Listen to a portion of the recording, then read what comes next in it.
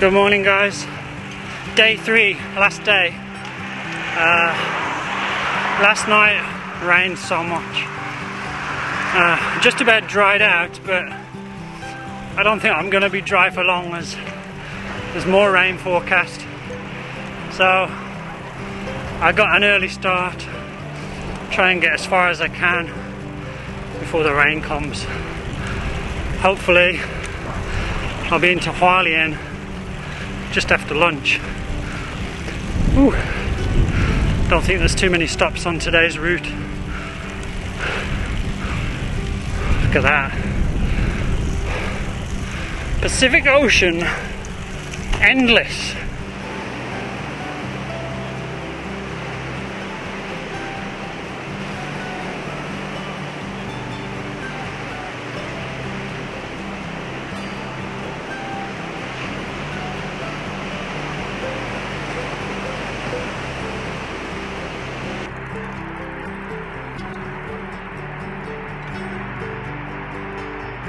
First tunnel of the trip. It's quite a nice one though, it's quite wide and there's a bike lane. I think there's maybe one or two more.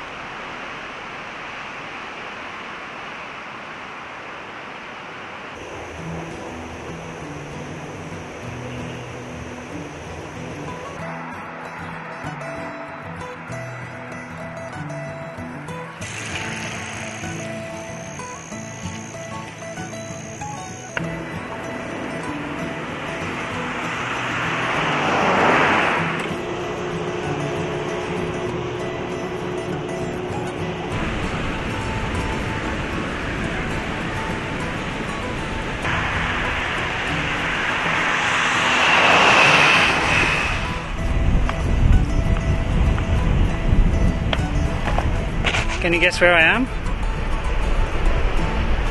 I'm right at the end of the spit of land that sticks out opposite Hualien Harbour. If you look on a map, it's a pretty cool place to come. I was surprised there's anybody down here, but there's a bunch of surfers over there. And of course this wouldn't be Taiwan without some construction work. Looks like they're building some hotel or something over there. But I've always wanted to come here and finally made it.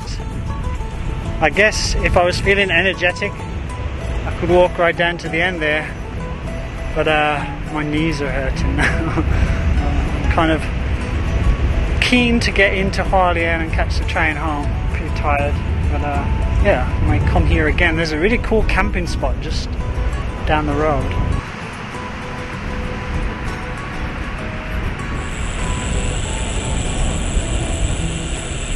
Here we go, the bridge to Hualien. Almost there.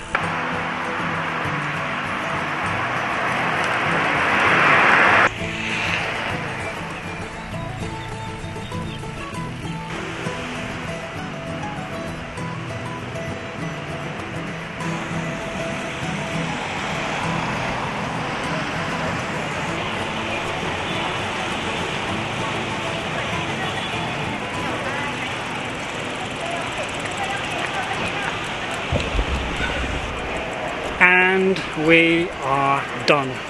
Hualien train station. Taitung to Hualien, 3 days, roughly around 200k.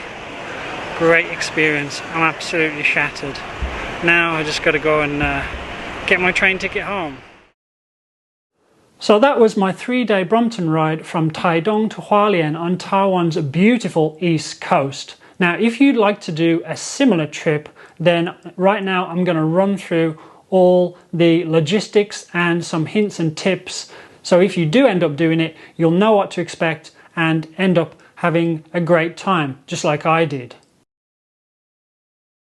Now you can do this trip pretty much any time of the year. I prefer to do my riding in the winter where it's windy and rainy. I guess that's a consequence of growing up in Britain, but I prefer riding in those kind of conditions. Of course, you also can do it in the summer, but you'll have to put up with really strong sun and stifling heat, although there will be a sea breeze to help out a little. Distance-wise, it's roughly around 190 kilometers between Taitung and Hualien. Now I split it into 3 days, which worked out at around 60k plus per day, and I found that very, very manageable. It also gave me enough time to visit quite a few attractions and not be too rushed when I was eating. And I wasn't feeling exhausted at the end of each day. So that worked out fine for me.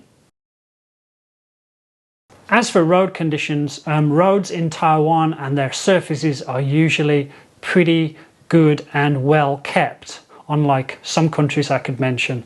On the first day, when you're riding north of Taitung, you'll get a little bit of traffic, but the road is super wide, and so it never feels like you're being squeezed at any point.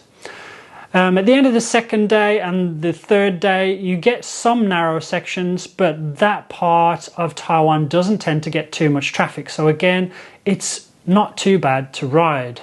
Now this road is pretty much flat the whole way. There are a couple of minor climbs on the third day, but it's nothing too bad, and I managed them on the Brompton pretty easily. So overall, it's a really, really pleasant stretch of road. To book or not to book, that is the question. Accommodation. As usual, I didn't book any of my accommodation ahead of time, but that's because I went during a less busy period. If you're traveling during a holiday, then you might want to pre-book ahead. The good thing about this route is that there are a lot of options all along the road, not necessarily in the towns. I stopped in 2 reasonably sized towns along the way, Chenggong and Fongbin, but there are plenty of other places in between. You can find them all online, and if you don't speak Chinese, then you can book quite a lot of these places through apps such as Booking.com and Agora.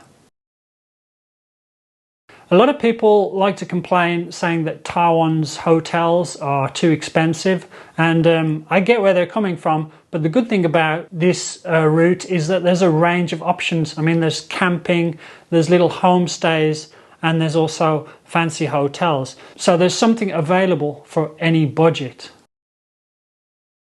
Food-wise, there are also a lot of options. There are small eateries and fancy cafes all along the coast, and you'll come across them every few kilometers, so you'll never get hungry.